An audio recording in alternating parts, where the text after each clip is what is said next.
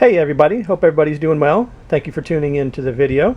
Well, this is part 3 of Bug Out Basics. In the first two Bug Out Bag Basics videos, I talk about mainly a single person who is bugging out, basics about what type of bug out bags, and so stay tuned to see what I'll be talking about in Bug Out Bag Basics part 3.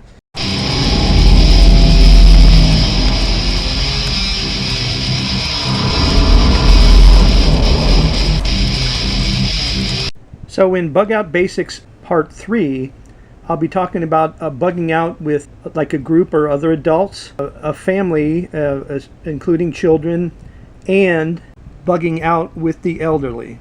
Also, let you know, I haven't forgot, later on in this series I'll be also talking about and including bugging out with your pets, because they're part of your family. They're just like your children too as well.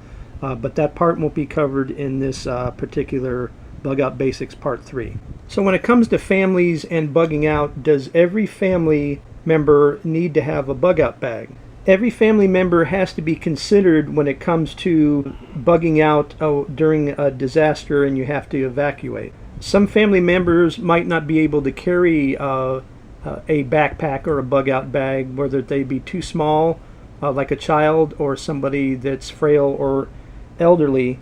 But you do have to consider addressing some of these things. Now let's talk about the primary bug out bag. If you're just one person, there is only one bug out bag you need to be concerned with. But if you have a family member, you still have one primary bug out bag that contains all of the survival items for your family, and also would contain the personal items of that person that's carrying it. Also, the person that's carrying that needs to be strong, because it's going to be the heaviest backpack that is being carried. And of course, in a group situation, the primary bug out bag is definitely the bag that you don't want to leave home without during a disaster and you're having to bug out. Because as I said earlier, that primary bug out bag holds all the essentials that'll help everybody out in the group, plus your own personal items too as well. Now let's talk about additional adult backpacks. A lot of the experts say that anybody that's 11 years age and older should carry their own backpack, but that can vary between the person. So somebody who's a little bit more weaker, that's that age, might not be able to carry one, or somebody's a little bit younger might be a little bit strong. And those packs should contain their personal survival items, unlike the primary bug out bag. So those items would carry things like water and food and clothing, hygiene type items, and bedding, and if there's anything else that they wanted to put inside of that. And like I said, the person carrying the primary bug out bag will have all of the groups like survival gear, which would be like shelter, anything to build fire, and tools, and etc. Other adults and children that are carrying backpacks for their bug out bags, it doesn't need to be as elaborate as a person carrying their primary bug out bag. So a good frameless, like a school style backpack, should work just fine. So let's talk a little bit about the youth carrying backpacks for bug out bags. And the general range for those is somebody between 6 and 10, and that can, like I said, that can vary. And most of the items that should be in there should be lightweight items, like clothing and hygiene items and bedding, like a blanket or a pillow or something like that. Maybe even a small toy if that's what they like. All other items like survival type items and essentials, food and water, should be split up between the other adults or stronger members. Now that doesn't mean that this person couldn't carry, like a bottle of water or some type of power bar or something like that. That's all up to the individual person. So most of the research that I've done on bug out bags and talking about children 6 years old and under is that they shouldn't be expected to carry a backpack. But some of these kids, you see them carrying their little backpacks off to preschool or something like that. So, like I said, that's up to the individual person and the parents. But so if they want to have one with something tiny in it, that's fine. But they're not expected to have a bug out bag.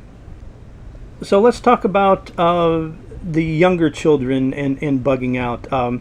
The adults during bug out, especially if they're walking, and that's what we're mainly talking about, it's going to be hard for an adult to carry, a full-size backpack and carry a lot of items, and then also carry these small children that are, especially you don't expect them to be have to walk miles and miles and miles. So there's a couple of things recommended if you have smaller children and it's going to be tough to carry them. There's a couple of things that they recommend using, and one is a stroller, but they recommend a three-wheel stroller, not like a one that's got four wheels with the plastic wheels on it. They recommend these three-wheel ones that have the the small rubberized tires on them. Or they recommend a wagon, like the old style, like a red wagon, just as long as they have rubberized wheels on them.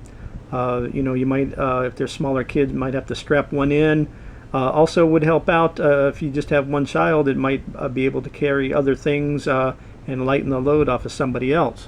And one other thing, if you're real handy, I found this picture here. People build their own that are very sturdy, or you can check online, and there are some people that build them for people too as well. So if you have the money and can afford it, that's another way to go too as well.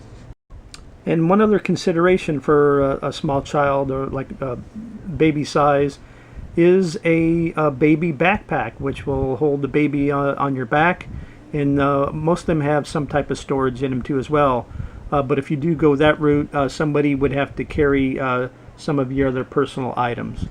So in closing, talking about children and bugging out, especially the younger ones, we all know during any disasters that have happened, like Katrina and others, a lot of times you're stuck with just walking. All lines of transportation are down, and there's no gas to be had. So it's definitely a plus if you have the transportation for children would be like a three-wheel stroller or a pull wagon.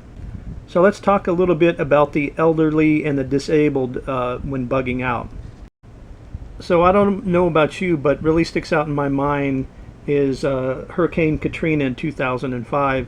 Seeing those images, pictures and video of dead people laying in the streets and people covered up, and a lot of them were elderly and disabled people, and hundreds and hundreds of elderly and disabled died during that disaster because their family or they were not prepared. And the elderly and the disabled have to be kind of like treated like children, that you're going to have to help transport them and their survival supplies. Now, if you've listened to some of my videos, you know that I take care of my elderly mother. She's 81. So during a bug out situation, I would have to help her bug out. And we have a motorized or an electric scooter for her to use, but also we have a push or manual scooter too as well. And the key thing is never bug out with a battery-powered scooter or wheelchair. And especially because we live here in Florida, the electricity goes out a lot, and especially during storms, and especially if we get our hurricanes close. So if we do have to get out and bug out and walk, I would be able to push her in her manual wheelchair, and because you wouldn't be able to keep a charge in the wheelchair. And those things, you cannot push them. They're very hard to push. Some you can, but they're very heavy. Also remember, on a regular wheelchair, a push wheelchair, a lot of them already come with a small little compartment in the back, and you can very easily attach or hang the elderly or disabled person's personal backpack on the back of those. And remember that an elderly or disabled person, an adult, is larger than a child, and you can carry a child for a while, but in a bug out situation you don't even want to do that. So you definitely want to have a push wheelchair or a manual wheelchair to push an elderly person or disabled person. So that's the end of the video, Bug Out Bag Basics Part 3.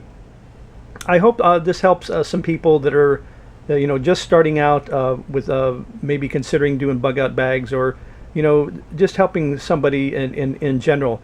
I know doing a lot of this research, reading books and online has definitely helped me a lot, and I've learned a lot too as well. So that's the end of the series of the Bug Out Bag Basics.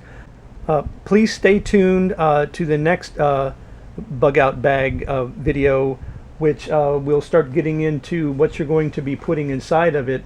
And the first thing we're going to be talking about is water and hydration. So thank you folks so very much for watching the video and watching the video series. I appreciate everybody that's commented saying that it's helped them a lot and they couldn't wait for the next in the line of series. I appreciate everybody's support. Please give a thumbs up if you like the video. Leave any comments or suggestions in the comment section. And as always, thanks for watching, and we will see you next time.